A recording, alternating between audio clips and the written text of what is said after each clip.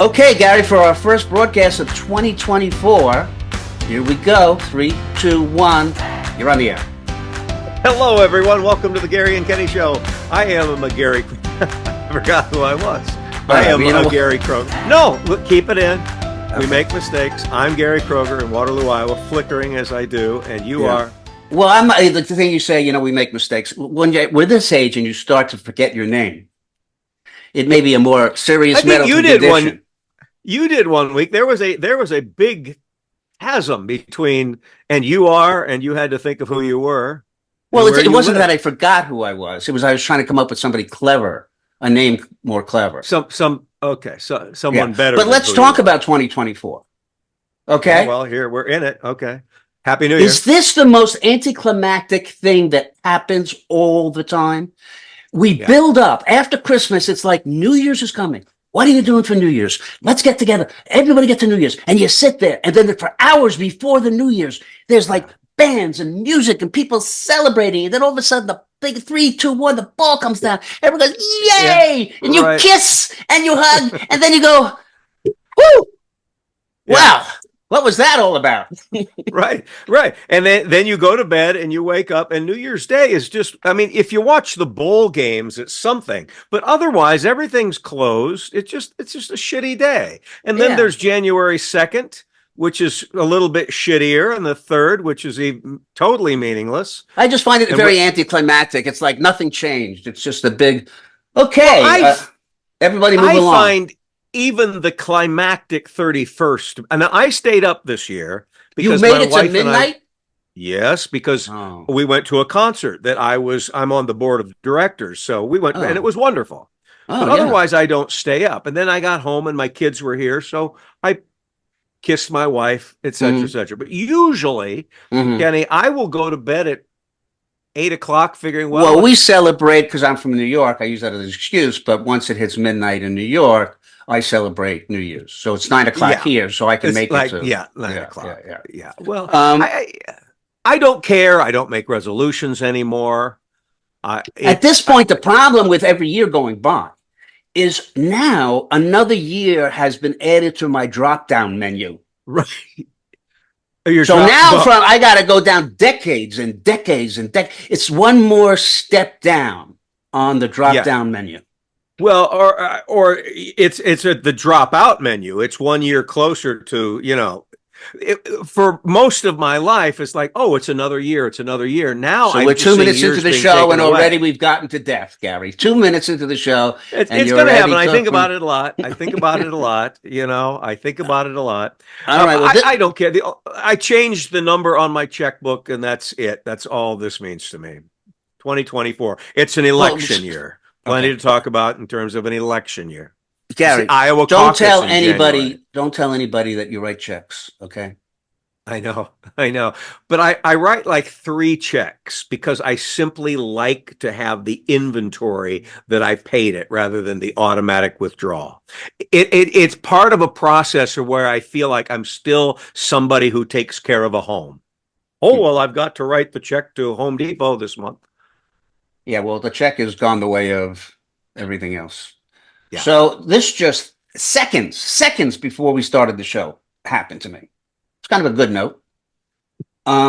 Somebody texted me that I should come over because they're having a party and they want me to taste their blueberry pie. Well, of course. And who is this? I don't know. So I wrote back, I think you have the wrong number.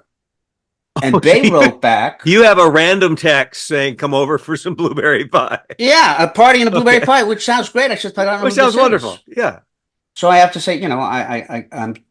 So she writes back, I'm sorry that your cell phone number is very similar to my own. Very similar to my friends, which made me remember it. I hope I'm not interrupting your wonderful day. So I just wrote back, no worries. Have a wonderful day as well. She writes back, thank you for your understanding. You are a kind person. If you are in LA, I will invite you to the party and taste my blueberry pie. Now this sounds a little flirty. Does it not? Flirty to me. I think taste my blueberry pie. Well, first of all, I think you should go to the blueberry pie party. I think Well, it's yeah, worth finding out who this person is. You're not cheating. no, it's not a I matter of think cheating. It's a matter I'd I'm like to. frightened to death.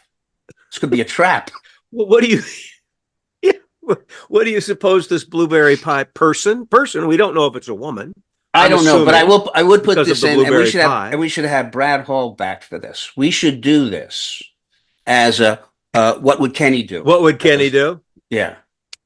Well, Kenny's not going to call back. Oh, I'm going to answer her. I'm going to answer. Oh, you are? Yeah. Well, Kenny's not going to go to the blueberry pie party. Gary Probably would. not. What happens if Gary she texts me if she texts me a picture of herself? Well, then it's hot. spam. It's a solicitation. Oh, so you think anytime somebody would send me a pretty picture of themselves, obviously it's a mistake. Oh, yes, and blueberry pie. Check out my blueberry pie seems like a euphemism for something else. I don't think but so. I'd be curious. In the original text she wrote me, there was nothing sexual about it. She says, "I'm having a party." And she said, Jenny. Yeah, but what a great way to hook a middle-aged guy, because there's probably some data with your number. Like, here's a guy that might surf porn or something. Invite him to a party, say that it's a wrong number. Oops, I'm sorry. Come to my party anyway. And the next thing is, hey, I've got some pictures of myself. So something nice happens. I have an interchange, a polite interchange with somebody. Yeah. Right. And now you have made it into this, malicious, this terrible, rude thing. There's no. Have you not seen the movies about people kindness and It's a Wonderful Life and all those things? I don't. There watch is the good Hallmark people. Channel. There is good people in the world. She might be a good person. She might be. I'm hoping that it's a solicitation for some sort of pornography. I think it's an innocent mistake. It's an innocent mistake. Well, find out. I think you owe it to me and to anyone that's watching to find out if this person is legitimate. Maybe it's a lonely little old lady who was having some other, like Aunt B over with an apple pie. I'm going to have to report back. Yeah. And wouldn't it be great? And wouldn't it be great if she actually watches our show and it's just like, oh my God, that's me. Oh, well, that would be something. In fact, I'd like you to make up a story and come back with it so that I believe it, because that's what I would like to happen. All right, I generally do. Kenny. Yes, sir. Outside of the fact that I want to talk eventually about the Kennedy assassination, and yes, I'm completely serious about that. What would you like to talk about? Well, we talked about your trip last time we got together. Yeah. No, well, things are good. Spent the holidays down in San Diego with my grandchildren, and yes, and forgive me, your grandchildren all look like pretty girls. They do not. And so I've gotten used to the fact that, no, my grandson Nico, he has long, very dark brown hair. Yeah, and he's very pretty. Well, now you're starting to walk. Now I'm not letting you. Now I'm not letting you near 1,000 feet of my grandson. What if I come with a blueberry pie? Oh, no. So your grandchildren are beautifully featured. They're just they're pretty. Well, so I just kind of assume now when you pay good money, you expect the best. Yeah, anyhow, but thank you. But yeah, so that was all good. And then I spent a lot of time. I'm in the Directors Guild, and actually this upcoming Friday, but I don't know when this is going to air. It might have already passed. I have to vote for the best director. Yeah, I got my. It is voting time for all. Right. So have you screened any movies? Have you watched? No, I haven't. Well, I haven't. I'm about to see Willy Wonka, but I've seen nothing. Okay. Nothing. So I haven't seen Maestro. I've seen nothing. Okay. Well, I was hoping we could talk a little bit about it. I don't want to ruin them for you.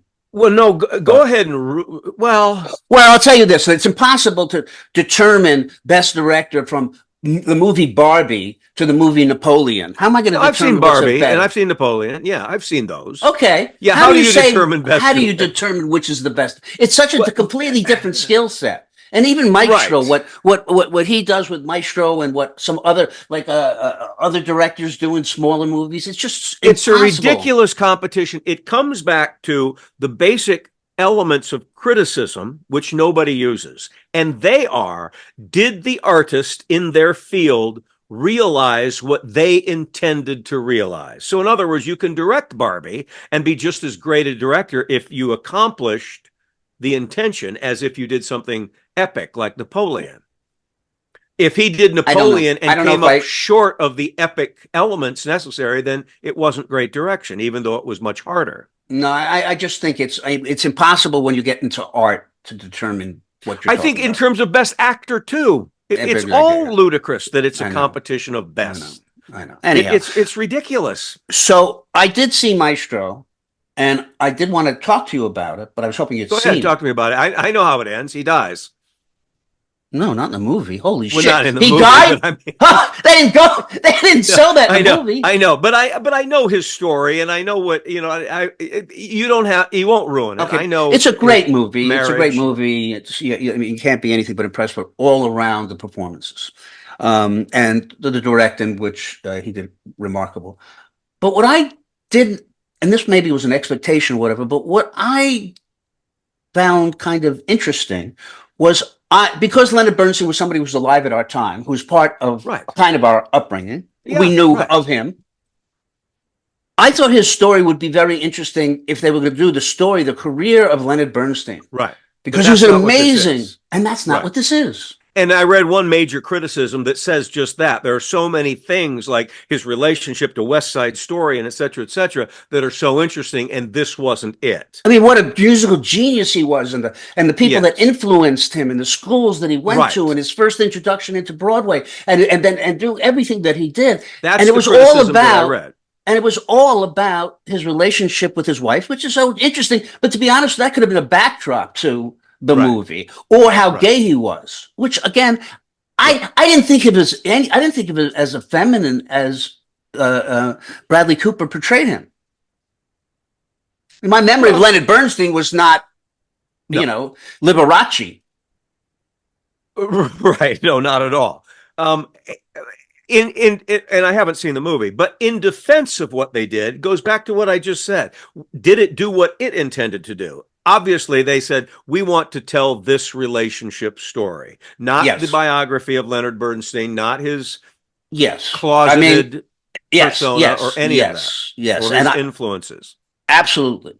I mean, he did. It works on the level. And it works, and he absolutely. That's the only thing. I'm just saying, and I've heard Bradley Cooper say that it was a very conscious choice as to what they were going to do in this movie. It was all going to be just about that relationship and, how much they loved each other. And they made that choice. I just found it redundant. I mean, I got it. And but that's just me. Well, and it has a lot to do with the fact that he was within my lifetime. So I have my own, memories of Leonard Bernstein. And I remember him from seeing him on television with the impassioned, conducting and just so emotionally involved. Now, Cooper does recreate that, does he not? Yes. I don't know. Yes. He's obviously a passionate man. He does show his passion. Yeah. But, it is actually after the movie, I think we'll belabor this a little bit, but I went on to watch some Leonard Bernstein clips just to remind myself on YouTube. And there are behind the scenes clips of him giving instruction to young conductors. Yeah. And I was thinking that would have been an unbelievable, and the actual reality of him talking to these conductors and the way they were heard or sensitive, or the way he taught them, and that they finally got it. It was showed his genius. I mean, he just could hear things musically that were just unbelievable. And he'd walk over to the conductor and he would just, tell them what they're doing wrong. And and be like, that should have been in the movie. Yeah.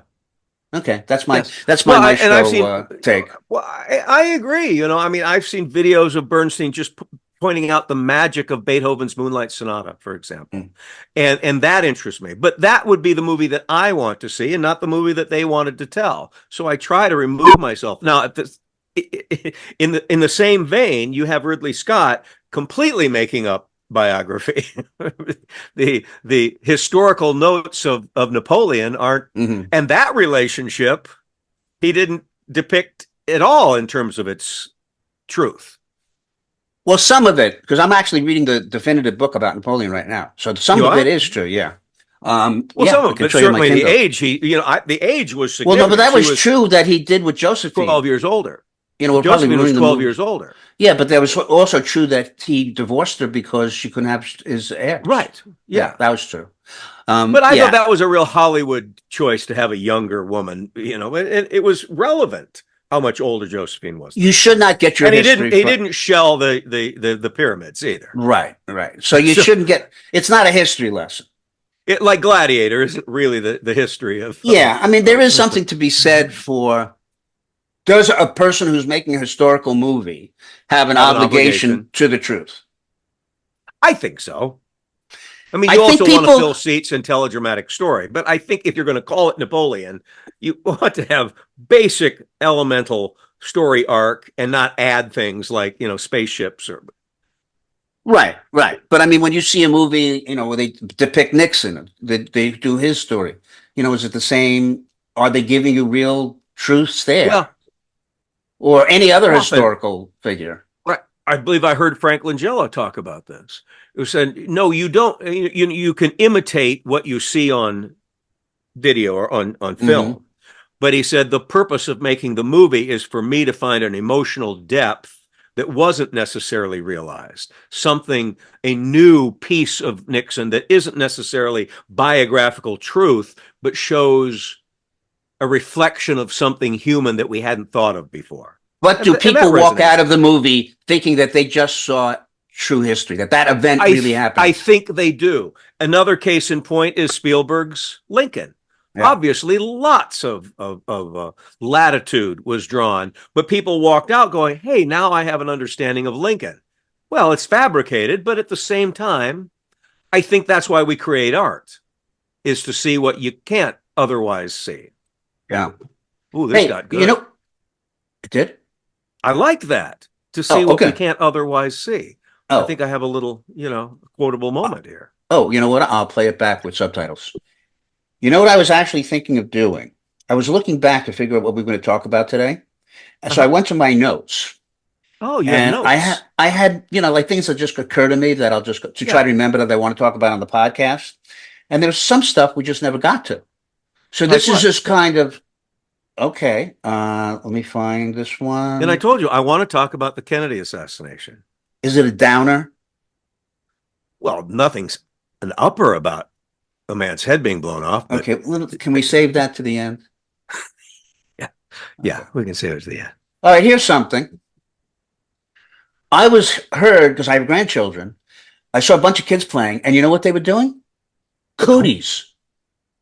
Oh, like you have cooties? Yeah, I couldn't believe it. Cooties, I thought cooties were dead. I thought cooties was over. Cooties. I thought cooties was over. It's like over. the Congo roach. Is that right? Yeah, they're playing cooties. Cooties has survived generation after generation. I'm surprised. Cooties has survived woke culture. I would think it is unwoke to play cooties. You know what? And I never looked up. Could you look up the etymology of cooties? If you fill the time as I do this. Yeah, because I'm going to go on to something else. Okay. So, but I'd like, cooties, I remember well. And our thing when I was in second and third grade and first grade, when you had cooties, is the boys would, if you got touched by a girl, you had cooties. Oh, the girls. And we'd go around going, spray me, as if it would disinfect the cooties. That's what we would say. Oh my God, Julie touched me, spray me. That's a variation on the cooties. Oh, was that a variation? I thought that was authentic. Yeah, I never heard. I mean, we never had spray. Why? That was, my neighborhood was a poor neighborhood. We didn't have children's term for an imaginary germ said to have infected a person of the opposite sex or someone considered socially undesirable. It's a venereal disease. Well, that can be passed. Yes, an infected person of the opposite sex. So when you're touch a person of the opposite sex, you can have cooties. So spray me with the disinfectant for the cooties makes perfect sense to me.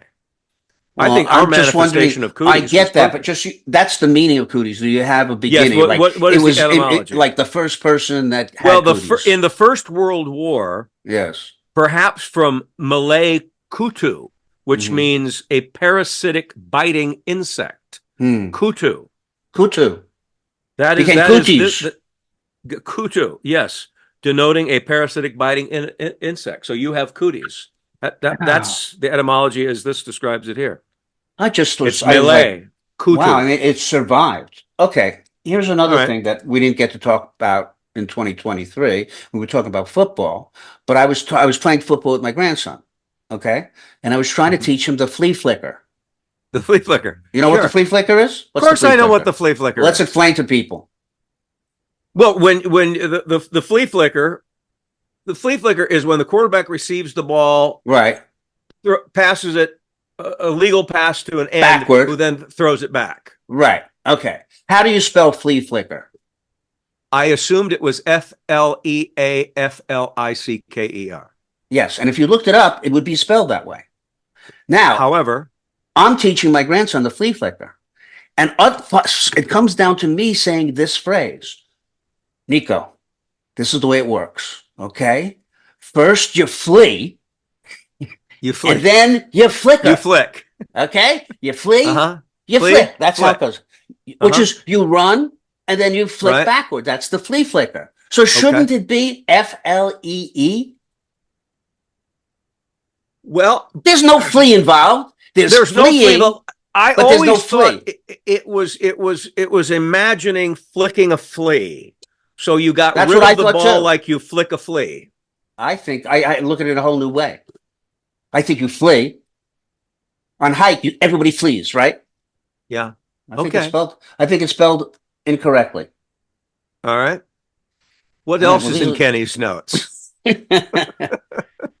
Okay. Well, I wanted to talk about what was your golden age? What was it? If you had to look back in your time and Oh, say, it's so funny that you say this. I had coffee with a friend from high school today, and this is what we were talking about. I'm a For me, brilliant, I'm a genius. you tapped into that. Well, when 66-year-old people get together, they talk about high school. Yeah. You know, I look back at high school and I know that there was pain because some girl rejected you and blah, blah, blah, blah, blah. There's all of this drama. But at the same time, every single moment of every day had something, a rehearsal, a practice, a relationship. Is there So a if party you were this told weekend? you can go back to one few years in your Yeah. life, it would be high school. Or 68 to 72, somewhere in that late 60s, early 70s. That was my golden age. Why, what did that span? The 68 to 72. That was high school. Well, for me, high school started in 71. Right, okay. So early high school, because I'm becoming an actor, I could paint, I could draw. I didn't have any limitations on what I could do. I didn't even think about it. Oh, I need to draw something. I did it, and I did it well. So mine wouldn't be high school. High school was not good for me. What was yours then? NYU. So college. Yeah, college. That was my golden age, I think. Yeah, that would be it. All right, let's move on. Now that turned out I find to be that very interesting, though, and talk amongst yourselves, viewers. But again, I think this segues nicely into my theory of the Kennedy assassination. Okay, now, the reason I say this, Kenneth, it's not a downer, but if you want this show to be sticky, conspiracy websites, even Rob Reiner has a podcast, about the Kennedy assassination. I read something about that. Bounding with theories and things and people of our age who remember it and the questions that we've had this whole time. I'm going to be in Dallas in 2 weeks, and I always go to Dealey Plaza and go to the Texas Books Deposit. Always. Do they have plaques? Do they have plaques and signs? Oh, yes. Oh, they do. They have an X on the street exactly where the kill shot happened. Wow. And it's still there. That's kind of weird, isn't it? It is weird, but it was such a huge event. I always call it the lightning strike of my consciousness, where suddenly I realized I'm alive. I'm 6 years old, and the world is big and dramatic. Right. It woke up so a you generation. believe? So cutting to the chase, you believe in that was a conspiracy, or there was a second gun? I always believed, because I was a little boy wanting the story to be wrapped up, that it was a lone assassin. It was Oswald. I believe the Warren Report. And I always thought conspiracy theorists, even as I got to college, were just as tinfoil hat people. It's like, oh, it's so easy, but here's what happened, blah, blah, blah. But every time I go there and look at the Zapruder footage and look at the few words that Oswald had an opportunity to say, I'm a patsy and all that stuff, this isn't a real theory. But here's what's weird. And this is, people will tune into this little part of the show. Everybody there who heard the bullets said they went like this: bam, bam, bam. Well, if you take an Italian carbine bolt action rifle, the shot between the first and the second is how long it takes to expel the cartridge and reload and take a shot. So how on earth was that bam, bam for the kill shot, which seems to come from in front, possible? So that pretty much says that there was some sort of almost triangulation of shooters there. But I have a theory, because people saw Oswald in the commissary and stuff like that. Maybe he was just the patsy who planted the gun, and someone else actually went there and did the shooting. Because if you shot the president, you would want to look as innocent as possible. Well, the guiltiest person is the person who ran out of the building. Just doesn't add up. So here's my maverick thought.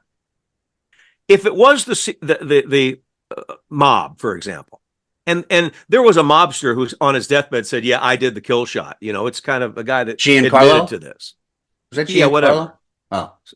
Whatever's there. I have this theory because at the time, and this is what I want Rob Reiner to tune into.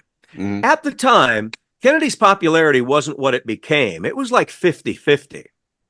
There were billboards or posters all over Dallas saying wanted for treason, Kennedy. There were a lot of people who did not like this guy.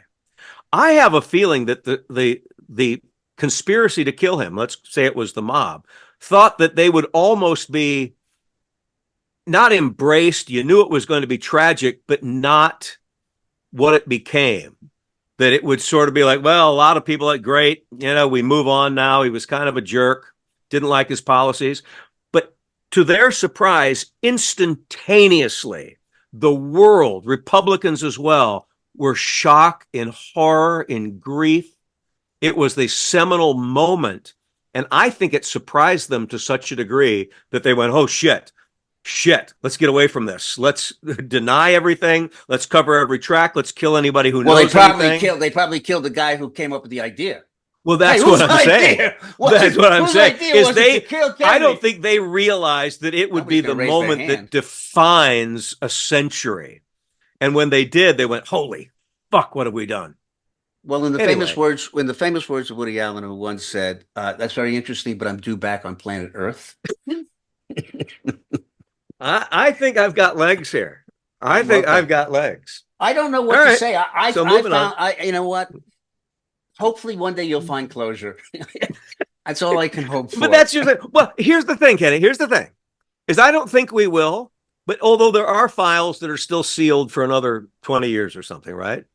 But I never thought we'd find the Titanic. I thought solving the Kennedy assassination and finding the Titanic were two impossibilities. And now, Jesus, you and I can go to the Titanic next week if we want.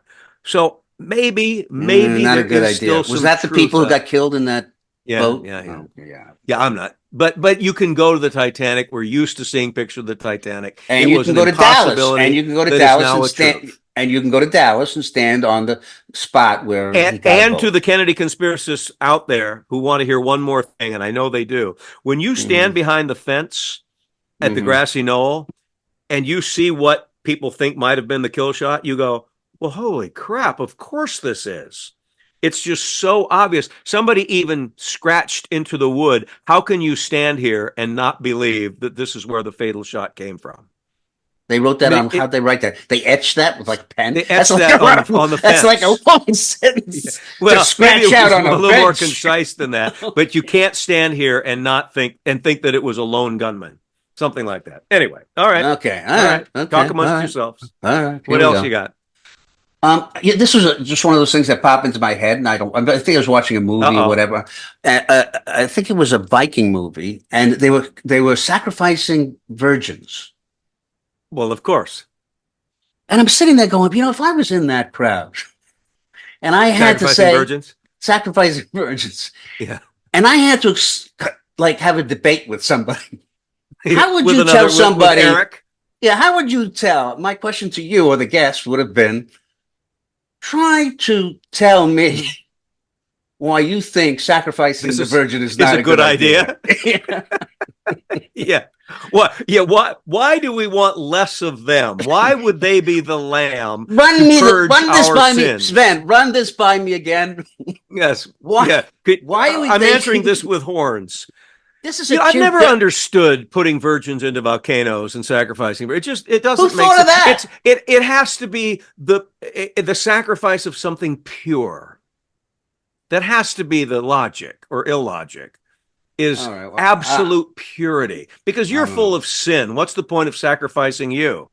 The gods are going to go, who fucking cares? These are things. Okay, so now let's go into the 17th century. It could be the 18th century. Moving ahead. You're in the room where they're putting leeches. The doctors are putting leeches on the back of George Washington's back. Yeah. And you would say, hey, Doc, what's the thinking exactly behind this? Yeah. Well, it's at also the same time of bloodletting, right? Where the belief was blood was the oil of your system. And if you're sick, get rid of the bad oil and put in new, fresh oil. Why would anybody think that worked? Yeah, because if you stab somebody and all their blood comes out, they don't jump up and go, wow, I feel better. Wow, I feel refreshed. Yeah, this was like a colonic. Woo, yeah, that felt good. I think, well, you know what, Ken? It's the history of human beings. When we don't have good answers, we make up really shitty ones. It explains religion. Mm-hmm. You're right. I know. Okay, let's see. Have you ever had a leech? I have. Or yes, bloodsuckers? Have you had bloodsuckers in your scalp? Scary as all hell. Horrible. And have had to have someone burn them. My father had to take a cigarette. I don't know if he had to, but that's what he did. That's what you did. I did that. Yeah, and when I was smoking cigarettes, so it was a good time to be a smoker. Good time to be a smoker is when you have leeches. Yeah. Yeah. Okay. Anyhow, I think that's most of it. Oh, and I think that's most. No, I know there's this other stuff that I wrote down. I apparently wrote this down. The Druids. I have no idea what I wanted to talk about the Druids. Hey, that's funny. You don't look Jewish. That's probably what I wanted to say. You don't look Druidish. Yeah. Well, the Druids had some strange ideas with their Who were the sundials. Who were the Druids exactly? What did the Druids? Well, there wasn't a country. No, they were nomadic prehistory peoples of. How could somebody be prehistory? Of England. How could you be prehistory? Well, a Druid is actually a priest, a magician, or a soothsayer in ancient Celtic regions. A member of a present-day group claiming to represent to be derived from this religion. A member of a high-ranking priestly class in ancient Celtic cultures. Well, they came up with a shitty religious name. Leaders. I mean, it just doesn't sound romantic. Oh, I married a Druid. Right, exactly. My husband's a Druid. It would be hard to recruit Druids. Would you like to join the Druids? Yeah. It's not like the Freemasons. Yeah. Right. Yeah. Well, that's what the Druids were. The Super Bowl. Who's your pick to get into the Super Bowl? I don't think anybody can beat the Ravens. If the Ravens stay healthy, Lamar Jackson stays healthy, and there's no reason to believe, they're reasonably healthy now. I think they're unbeatable. I think it could be the 49ers and the Ravens. Even though we saw them play, the 49ers are going to improve. Not the Chiefs. No, I think the Chiefs aren't in free fall, but they're in. I mean, they could go deep in the playoffs, but I think. First of all, they're not going to beat the Ravens in the AFC Championship. They're just not. So here's I'm going to call it the Ricky Fowler syndrome. Okay. And you don't follow golf, right? Not really. Well, there was a young golfer that came up, Ricky Fowler, good looking, fantastic player. But then because he had such, charm and he was he was a good looking guy, he was on every TV commercial. Mm-hmm. No matter what commercial he was on, commercials, he was doing everything except practice. Yeah. So when you watch football, Travis Kelce and Mahomes are all over the place. Commercials. everything. There's not a commercial or Right. whether it's getting a vaccination or getting insurance or whatever it is. Those two are out there. Even the coach, Reed, is in the commercials. Yeah, right. Yeah. Well, if you're doing that, you're not practicing. Right. I think I used to worry about Aaron Rodgers, and he didn't win another Super Bowl after 2010, but because he was doing all those commercials for this, that, and the other, and for banking, et cetera, of course it has to distract you. Yeah. How do you put in the rehearsal time, the practice time that you need, play the games, recover from the injuries, and have several hours every week to shoot a commercial? No, you don't. That's why I agree that I don't think it's the Chiefs this year. That's for certain.